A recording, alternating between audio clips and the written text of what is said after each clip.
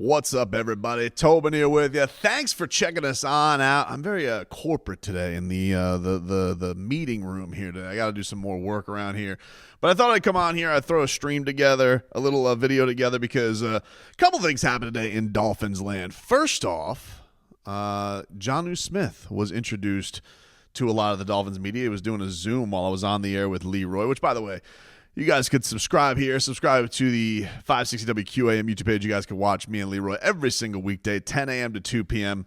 We're having fun. Although him and Marco has been a bit of a wet blanket lately with this whole free agency, and I'm trying to be measured about it because I am pissed that Christian Wilkins is no longer a Dolphin, but also I want to see how this all shakes out. And it was interesting, reading some of the quotes from Jonnu today, because it would be. It's interesting on a couple fronts. I think the most interesting thing that I read today from him was that Hard Knocks was a big factor in him wanting to come to the Miami Dolphins. In fact, here's the quote. This is from Barry Jackson's Twitter account. He said, Hard Knocks, quote, "Hard Knocks was a big help and helped me make my decision." He says, "I thought it'd be a special group to be a part of, and that was a huge factor." Which I think is hilarious, because a lot of people did not want Hard Knocks as part of the Miami Dolphins, and it seems like it recruited the pass-catching tight end, pause up, that everybody was so clamoring for down here. And so I thought that was really cool of Jonnu to put that out there, that that Hard Knocks was a factor, a little familiarity. And I think that's one of the things you see all these, these features and these the conditions that the Dolphins play in, these report cards. And a lot of the times you think, oh, well, that's going to be a big factor in getting free agents. And I think for the Dolphin fan, what you have to realize is I don't think that's a big factor in getting top free agents. I think very much it's a factor in getting the next level of guys, and the guys who are going to be here maybe on the cheap skis. You want them as comfortable as possible. You want them all here. Because as Jonnu said, look, the number one thing that he came here for was because he hopes this gives him a true chance to win a championship, which he really hasn't had, being on the Titans and being on the Patriots. They haven't had a shot. So he feels like he's got a shot in that, with the Dolphins having the success they've had over the last couple of years. But then also you got to think that other stuff is nice. You look at a Jordan Poyer who comes in here, he's playing in freezing-ass Buffalo, he's freezing his ass off, and he wants to be down here in South Florida. How does that not factor in and weigh in? So I do think that Hard Knocks was a good benefit in that. I understand what the record was after Hard Knocks. It was not fantastic, but I don't think Hard Knocks was a reason. In fact, if you listen to any of the players afterwards, they say, it wasn't really invasive. It wasn't really part of it. And the other thing that I always found silly about the Hard Knocks thing was, you look at today, right? Like if you go on Dolphins Instagram today and you're perusing, look at a guy like Jalen Phillips, right?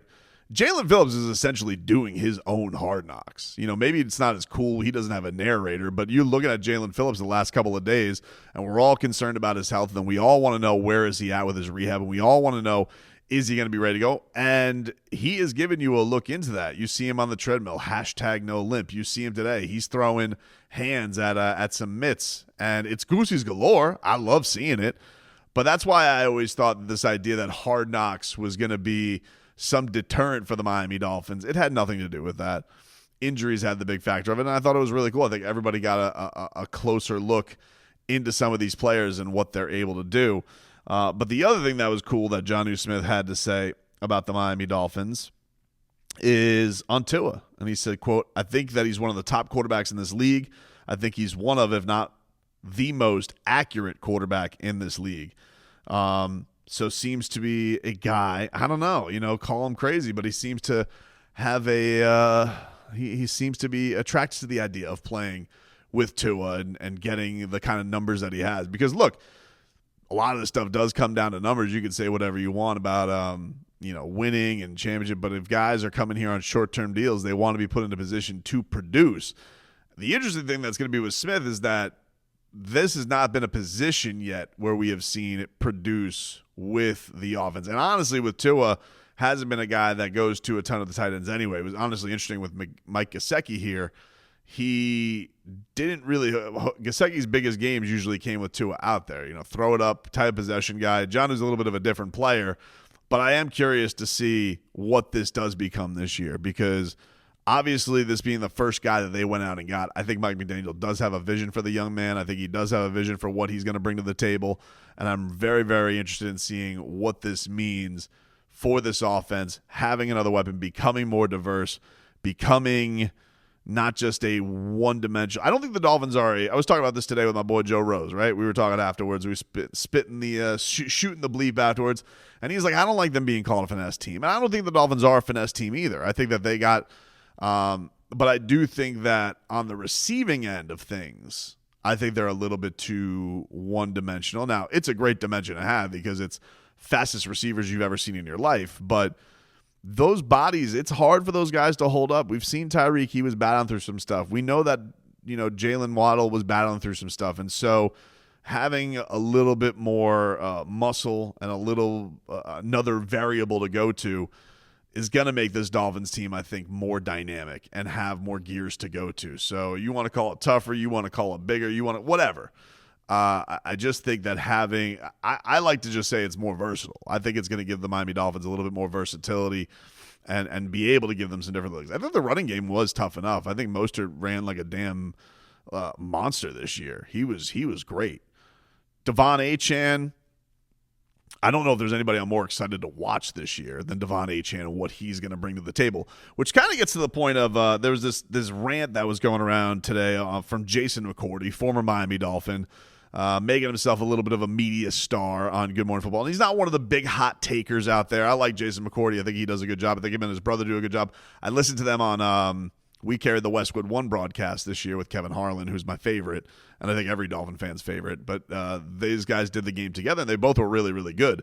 But Jason was making the point today about Tua and why, Tua is going to have even more pressure on him with the contract because it's going to take away from elements of the team. And I'm sure that we're talking Dolphins and talking about the free agent loss that the Dolphins have had and Wilkins being here. But the thing is, look, you can have Christian Wilkins and you can have the great defense. The thing that will give you the chance every year and have it for the longest longevity is if you figured out the quarterback spot. This front office believes in Tua. How much it drives people crazy, or especially the people who were always skeptics of him and, have always kept it at an arm's length or think that he's lefty Ryan Tannehill or whatever. Mike McDaniel loves the guy and has felt that way since he walked in the league. The reason he has the job is getting Tua to where he is. And Chris Greer believes in the guy and thinks that he can get to another level. They've said as much. But the thing that's interesting with Tua, he's talking about this contract and how it's going to take away from elements of the team and take away from play and how they have to hit on their draft picks and have to hit on their young guys. And the thing I'd say to Jason is, one, they have. I mean, Jalen Waddle was a hit. Devon Achane was an offensive hit. And they've only made really additions on offense this year outside of losing Robert Hunt, who got $1 gazillion. And I think all Dolphin fans would have been made mental if they paid Robert Hunt, Tua or no Tua. Tua could have been making $3, and I think Dolphin fans would have lost their mind giving Robert Hunt $63 million guaranteed, $100 million contract. So I don't really understand the take yet that he is taken away from the team from this deal. If you're talking about the defensive side of things, all right, but Tua having the 85 Bears defense or the no-name defense or having whatever is not going to have really anything to do with him. And we're seeing this all over the place, right? Like Patrick Mahomes had gotten the monster deal and they had to lose Tyreek Hill. And credit to him, he's the best. He's able to go figure it out. But that receiving core is friggin' awful. Looking at it right now with the Cincinnati Bengals, this is almost one of those things where I wonder more about the system that we have than the quarterbacks that we have, because you pay a Joe Burrow and you can't keep a guy like Higgins around. He wants to request a trade because you're going to pay Jamar Chase, obviously.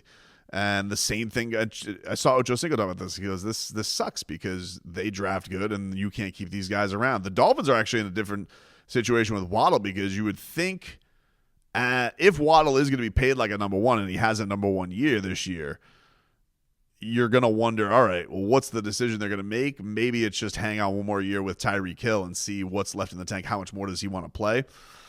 But this is not like a Tua specific thing. And you got to be like that all over the place. Lamar Jackson, they go and they pay for a running back, but they're lucky that their star receiver is super, super young, and that's the direction that they went in with that. But so far, it really, with them going to have to pay, being in the position that they're going to have to pay Tua this year, it really hasn't affected the offense. The defense, yes, but I think that you look at some of the decisions that they've had to make, Xavier Howard, would they have kept him anyway with his injury past? Jerome Baker, would this defensive coordinator have wanted him anyway? Would they have kept Brandon Jones to pay Brandon Jones? Would they have? And I think you look at everything other than the Christian Wilkins thing, which is a bad look on all fronts. Not paying him before you had to pay Tua, not getting anything for him, not realizing that he was going to break the market, all that stuff. That is a big miss on Chris Greer. But I don't necessarily look at it and say you can make that a Tua blame game thing. If anything, you could probably look at saying, hey, giving Bradley Chubb $100 million sight unseen in the middle of a season is probably more to do with that than paying your quarterback. And I don't know. I just think that this is always going to be interesting. Oh, should Tua take less money so they can make more finesse moves around? No. The players are going to want to get paid the most money. That's what they're going to want to do. There'll be maybe an odd case every here and there of a guy who wants to be closer to home or something like that.